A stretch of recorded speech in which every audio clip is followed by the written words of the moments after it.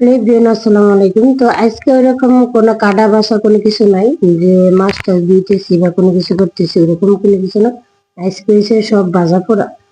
ভাজা পোড়া বলতে আজকে আলু ভর্তা আর হচ্ছে যে পাতাকপি ভাজি। তো প্রথমে ভাবছিলাম যে পাতাকপি ভাজি ডিম দিয়া করতাম না, চিংড়ি মাছ দিয়ে করবো, কিন্তু চিংড়ি মাছ দেওয়া করলে ওইটার এক স্বাদ আর ডিমের আরেক স্বাদ। তো আপা বলতেছে যে না, আজকে ডিম দিয়েই খাই, তো অন্যদিন চিংড়ি মাছ দিয়ে খাম। এই জন্য যে ডিম দিয়েই করতেছে। তবে ওইরকম খারাপ লাগে না, কারণ এখন তো নতুনই পাতা কপি, তো ওইরকম সিজন শেষ হয়ে যায় না, এই যে অনেক শেষ হয়ে গেছে, খাইতে ভালো লাগবে না। কিন্তু ওইরকম তো না, আল্লাহ রহমতে রিজিকে যা আছে তাই আল্লাহর কাছে হাজার হাজার শুক্রিয়া যে যা খাইতেছি, যা আল্লাহ খাওয়াইতেছে খারাপ না। আলহামদুলিল্লাহ ভালোই খাইতেছি, আল্লাহ দিন খারাপ নিতেছে না। তো যাই খাই মানে শুক্রিয়া আদায় করি, যেটুকু পারি আল্লাহ যেটুকু খাওয়ায় শুক্রিয়া আদায় করার চেষ্টা করি।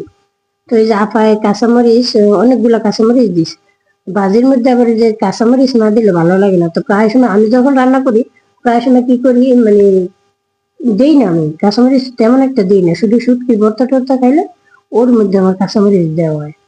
তো আমি আপা আবার বেশিরভাগ মানে ভাজি ভর্তা ওদের মধ্যে শাক খাক আর না খাক, আমরা খাই বা ওটা ওইরকম জাল খায়ও না।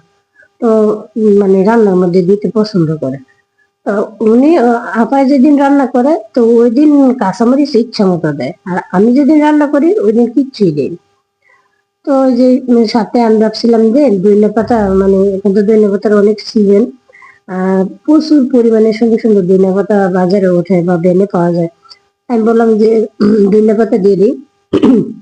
কয় না, জিরার ফাঁকি দিব, যদি ডিম দিছি না, না হয় একটা ডিমের গন্ধ হইব, তো জিরার ফাঁকি দিই, তো এই জন্য যে জিরার ফাঁকি দিস।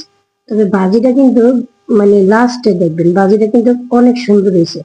কারণ হচ্ছে যে এটা অনেক ভাজা ভাজা করে, মানে এত সুন্দর করে ভাজা ভাজা করে এবার, মানে ভাজি ভর্তা এবার এগুলাতে অনেক ভালো।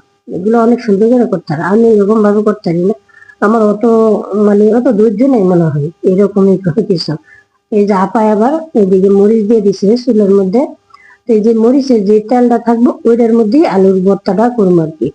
আলুর ভর্তাটা যদি তেলে বাগার দেওয়া হয় ওইটা আলু ভর্তা খাইতেও খারাপ লাগে না, কিন্তু এটা হচ্ছে যে যদি সরিষার তেল হইতো না আরো বেশি ভালো হইতো। কিন্তু ওই সরিষার তেল ছিল না, সয়াবিন তেল দিয়ে করতে আসে। আলুরা আগের থেকেই মানে সিদ্ধ করে তারপরে ইয়া করে রাখছে, মরতে রাখছে, না হয় দেখা যাইতেছে কি শক্ত হয়ে যায়, মানে গিডিরি গিডিরি ভিতরে থাকে।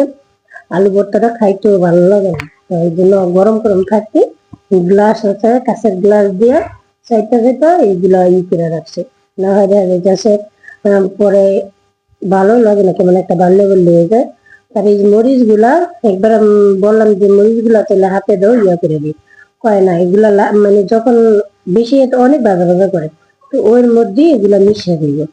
তো আমি মানে একটু হইলো, আমি যদি অমনি নাও পারি বা হাত জ্বলবো তাহলে আমি কি করি, পাটার মধ্যে রাইখা দুটাটা দিয়ে একটা ডলা দিয়ে তারপরে দিয়ে দিই বা ওইরকম। কিন্তু না, লাস্টে দেখলাম যে অনেক সুন্দর হয়েছে, আর একবারে মরিচ গুলা ভর্তার সাথে একবারে মিশে গেছে, আর কালারটা অনেক হয়েছে। আর সবচেয়ে বড় কথা হলো এই মরিচ গুলা এত জাল, যে মরিচ গুলো একটু বেশিও দেওয়া যায় না, আবার একটু কম হইলেও হয় না, মানে কেমন জানি। আগে একবার চিকেন চিকেন মরিচ গুলো অনেক জাল। তো আজকে ছাদে একটা সারপ্রাইজ আছে, তো এই ছাদে সারপ্রাইজটা দেওয়ার জন্য নিয়ে গেলাম। আর তার চেয়ে হচ্ছে যে কি, আমি অনেকগুলো আজকে কাপড় চোপড় দিয়েছি, তো ওগুলো একটু দেরি করে দিলেও শুকিয়ে যাবে ওরকম, একবারে বাড়িটারি কোনো কিছু না। তো ওগুলা লেগে আগে ভাবলাম যে রান্না টান্নাটা কমপ্লিট হোক, তারপরে যে ভিডিওটা বানাই, তারপরে যে ছাদে যে আধা ঘন্টা লেট হোক কোনো সমস্যা নেই। তো ছাদে যাইতে গেছি, যাই ছাদে গিয়ে দিই কি অবস্থা, এই যে সারপ্রাইজ, এই সার্ভিসটা দেওয়ার জন্য আমি এটা রিলসে আজকে এর আগে একটা লাউয়ের ভিডিও ছাড়ছিলাম। তো এর আগে এরকম বড় একটা নেওয়া হয়েছে মিষ্টি কুমড়া, তো আরেকটা আছে, তো ওইটা টিকবো কিনা আমি জানি না, আল্লাহ রহমতে আল্লাহ ভালো জানে যে এটা টিকবো কিনা। তো এই যে এটা আবার একটু হলুদ হলুদ, মানে বুঝতে পারতেছি না যে এটা টিকবো না টিকতো না। তবে মিষ্টি কুমড়ার কালারটা কিন্তু অনেক সুন্দর। ছাদের মধ্যে কোনো একটা কিছু করা, মানে এটা করতে যতটা না কষ্ট, কোন একটা শাকসবজি ছিঁড়ে নিয়ে এলে বা খাওয়ার জন্য মানে এত আনন্দ লাগে বলার বাইরে। তো আমি এই যে 4-5টা মিষ্টি কুমড়া ফুল নিলাম, ওগুলা ডিম দিয়ে ভাজি করুন।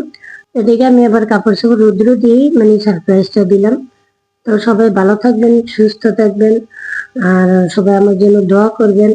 আমি চেষ্টা করব যে যেটুকু পারি ভালো ভালো ভিডিও দেওয়ার চেষ্টা করব আল্লাহর রহমতে। তো সবাই দোয়া করবেন, আর সবাই পশুরে ভালোবাসবেন, মানে পশু পাখি গুলা ভালোবাসবেন। চারপাশে যা দেখতেছি বিড়াল নিয়ে কুকুর নিয়ে যা হইতেছে, আল্লাহ সবাই হেদায়েত করুক, দোয়া করি। আর সবাই ভালো থাকুক, সুস্থ থাকুক। আল্লাহ হাফেজ।